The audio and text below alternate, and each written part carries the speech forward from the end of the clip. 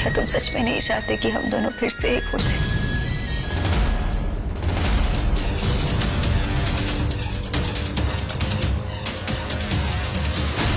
इतने दिनों में एक बार भी मिस नहीं किया मुझे।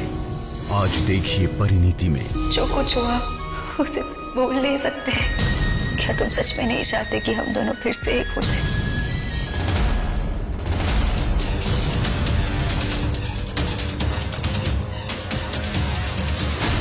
इतने दिनों में एक बार भी मिस नहीं किया मुझे। आज देखिए परिणीति में जो कुछ हुआ उसे भूल नहीं सकते। क्या तुम सच में नहीं चाहते कि हम दोनों फिर से एक हो जाएं?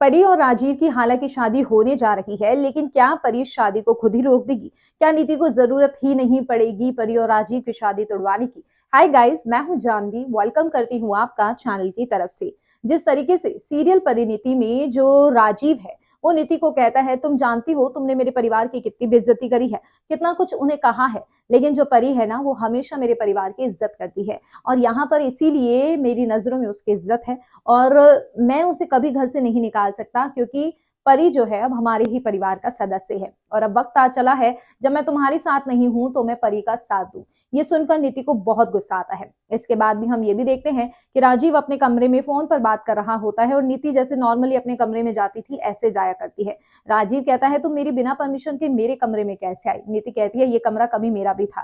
तो राजीव बोलता है था, लेकिन अब तो नहीं है, अब तो हमारा तलाक हो गया है और अब ये कमरा परी का होने वाला है। तो नीति का जो गुस्से का लेवल है, जो जलन का लेवल है वो बढ़ता जा रहा है, बढ़ता जा रहा है और जिससे नीति जो है ये बार बार प्रण ले रही है कि भाई मुझे राजीव और परी की शादी को रोकना है, तोड़ना है, कुछ ऐसा करना है कि इन दोनों को शादी ना करने दूं, बर्बाद कर दूं परी को। तो ये सब आपको आने वाले एपिसोड में देखने को मिलने वाला है। फिलहाल आपको ये भी देखने को मिल रहा होगा कि राजीव बार बार परी की साइड ले रहा है और यहाँ पर परी को वो सारे हक देना चाहता है और इस वजह से ही नीति जो है फूक रही है, नीति जल रही है। कमेंट सेक्शन में आप अपनी राय बताइए और कर दीजिए चैनल को सब्सक्राइब।